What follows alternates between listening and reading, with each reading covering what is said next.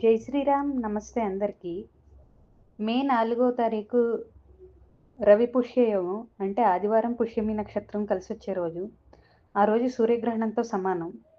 అంటే భగవంతుడి ఆరాధనకి ఏ దేవుడికైనా ఆ రోజు చేసుకునే ఆరాధన, ఆ రోజు చేసుకునే జపము, ఆ రోజు చేయగలిగే దాన ధర్మాలు అఖండ ఫలితాన్ని సూర్యగ్రహణం రోజు ఎంత ఫలితం ఇస్తుందో అంత ఫలితం ఇస్తాయి. ఆ రోజు మంత్రోపదేశం తీసుకోగలిగితే చాలా మంచిది. దాన్నే పుష్యార్క యోగం అని కూడా అంటారు. గురు పుష్య యోగం గాని, రవి పుష్య యోగం గాని అంటే గురువారం పుష్యమి నక్షత్రం వచ్చినా, ఆదివారం పుష్యమి నక్షత్రం వచ్చినా మంత్రోపదేశానికి చాలా మంచిది.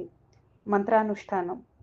అలాగే భగవంతుడి నామజపం ఏదైనా, మీ గురూపదేశ మంత్రం లేకపోతే భగవంతుడి నామం ఏదైనా ఇష్టదైవ నామం శ్రీమాత్రే నమః, శ్రీరామ్ జయ రామ్ జయ జయ రామ, నమఃశివాయ ఇలాంటి నామజపం చేసుకున్న కోటి రెట్లు ఫలితం ఉంటుంది. ఆ రోజు తప్పు పనులు చేస్తే కూడా అలాగే కోటి రెట్లు ఫలితం ఉంటుంది.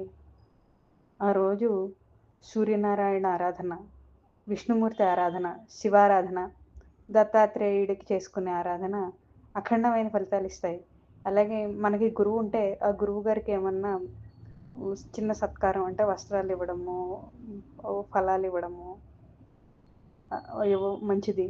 అట్లాగే ఒకవేళ వాళ్ళు జీవించలేకపోతే వాళ్ళ మనసులో తలుచుకొని వాళ్ళు ఉపదేశం ఇచ్చిన మంత్రం వాళ్ళకి సద్గతులు కలగాలి అని మంత్రజపం చేసినా చాలా మంచిది. ఆ రోజు దత్తాత్రేయుడి స్తోత్రాలు చదువుకోవడం చాలా మంచిది. అందులో దత్తాత్రేయ స్తోత్రాలన్నిట్లో సత్ఫలితాలు ఇచ్చే అఖండ సత్ఫలితాలు ఇవ్వగలిగేది సిద్ధమంగళ స్తోత్రం.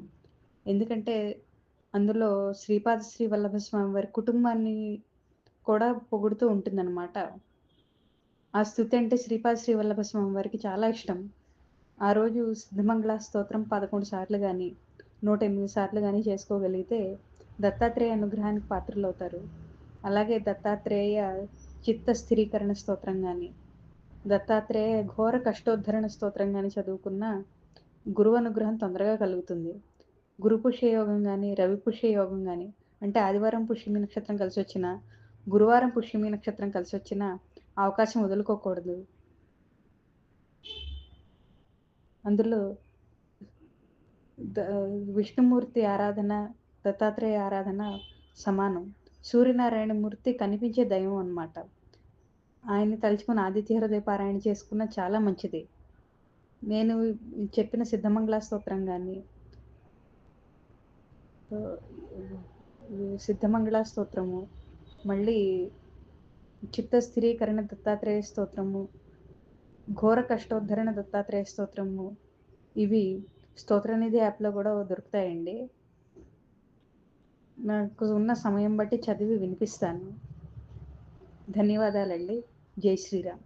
శ్రీమదనంత శ్రీ విభూషిత అప్పల లక్ష్మీ నరసింహరాజ జయ విజయీ భవ దిగ్విజయీ భవ శ్రీమదఖండ శ్రీ విజయీ భవ శ్రీ విద్యాధరీ రాధ సురేఖ శ్రీరాఖీధర శ్రీపాద జయ విజయీ భవ దిగ్విజయీ భవ శ్రీమదఖండ శ్రీ విజయీ భవ మాతా సుమతి వాత్సల్యామృత పరిపోషిత జయ శ్రీపాద జయ విజయీ భవ దిగ్విజయీ భవ శ్రీమదఖండ శ్రీ విజయీ భవ సత్య ఋషీశ్వర దుహితానందన బాపనార్యనుత శ్రీచరణ జయ విజయీ భవ దిగ్విజయీ భవ శ్రీమదఖండ శ్రీ విజయీ భవ సవితృకాఠక చయన పుణ్యఫల భరద్వాజ ఋషి గోత్ర సంభవ జయ విజయీ భవ దిగ్విజయీ భవ శ్రీమదఖండ శ్రీ విజయీ భవ तो चौपाती देवलक्ष्मी घन संख्या बोधित श्रीचरण जय विजयी भव दिग्विजयी भव श्रीमदखंड श्री विजयी भव पुण्यरूपिणी राजमाम्बसुत गर्भ पुण्यफल संजाता जय विजयी भव दिग्विजयी भव श्रीमदखंड श्री विजयी भव सुमति नंदन नरहरि नंदन दत्त देव प्रभु श्रीपाद जय विजयी भव दिग्विजयी भव श्रीमदखंड श्री विजयी भव पीठिकापुर नित्य विहार मधुमति दत्त मंगल रूपा जय विजयी भव दिग्विजयी भव श्रीमदखंड श्री विजयी भव इति श्री सिद्धमंगल स्तोत्र